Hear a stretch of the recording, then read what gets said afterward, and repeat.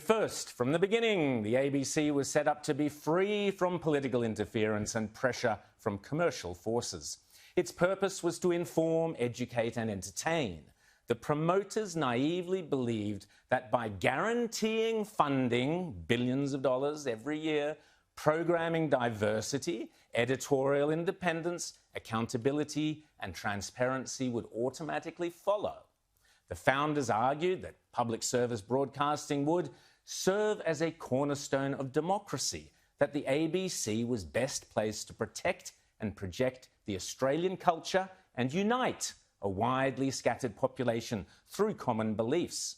They were fiercely protective of the national identity and its values. The ABC Charter enshrines these principles, requiring the broadcaster to, quote, contribute to a sense of national identity and inform and entertain and reflect the cultural diversity of the Australian community.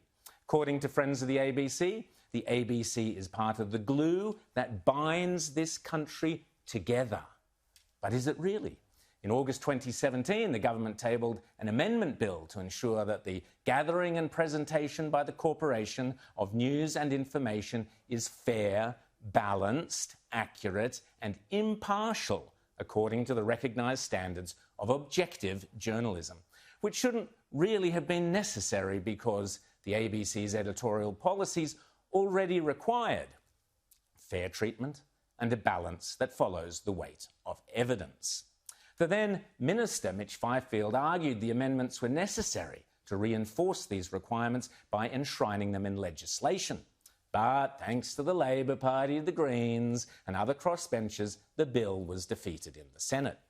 Former ABC host Jonathan Holmes acknowledges, if you work for the ABC, you don't have a choice. You must follow the recognised standards of objective journalism and sublimate your own opinion, or at least do your best to do so. You can certainly provide analysis based on demonstrable evidence using unemotional language, but you cannot, said Jonathan Holmes, be an advocate. But the reality is, with 8 state and regionally based television networks, 60 radio stations and an online and mobile presence which dwarf any private competitor, these requirements are more often honoured in the breach. Too often the ABC censors news and opinion which conflict with its editorial positions and regularly demeans and ostracises those who dare to advance unfashionable views.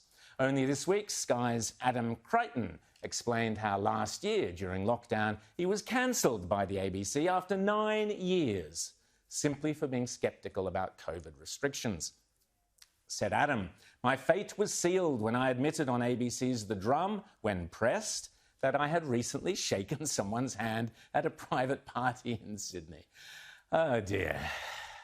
It has long been pointed out, and it was reinforced by the ABC themselves in a recent damning report, that the ABC strongly argues it has the trust of the Australian people.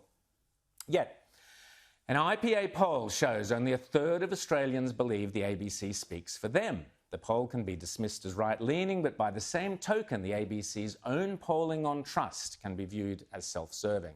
It is clear that by any objective standards that the ABC does advocate for political causes, and in doing so regularly breaches its own editorial standards by predictably reporting the radical left on issues, supporting the radical left on issues like, Australia, Invasion Day, Anzac Day, refugee and immigration policy, climate change, Indigenous affairs, animal rights, and so on and so on. As I was saying, a report by the ABC itself actually said that they had no conservatives and that outlets during the election, that outlets like this one had far more, and the Australian and the Spectator, they mentioned the Spectator specifically, had far more conservative opinion that was absent from the ABC. The ABC themselves said that. Now, take the flagship Four Corners programs on topics like Trump's Russian collusion, the Dondale Detention Centre, greyhound racing, live cattle exports, and the presumption of guilt of Cardinal George Pell, to name a few, and it is clear that the Charter and editorial policies are subordinate to political imperatives.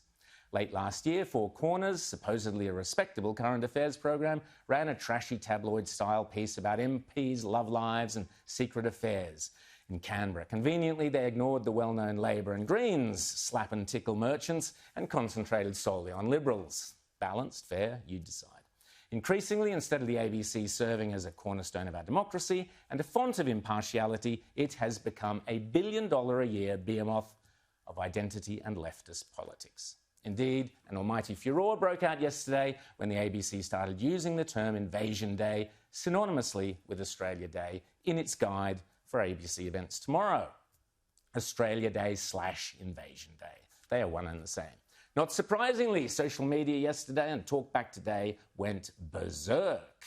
This morning, the government's communications minister, Paul Fletcher, responded saying, "The ABC has clearly got this one wrong. The name of our national day is well understood and supported, and for the ABC to suggest otherwise, that in some way Invasion Day is interchangeable with Australia Day, is clearly wrong." And he called on the broadcaster to correct the inaccurate article, which they did later this afternoon. The ABC buckled to the pressure and changed the article's original headline from Australia Day, Invasion Day 2021, events for Sydney, etc., to Australia Day is a contentious day for many. Here are the events being held on January 26th. Sanity returns. Let's find out.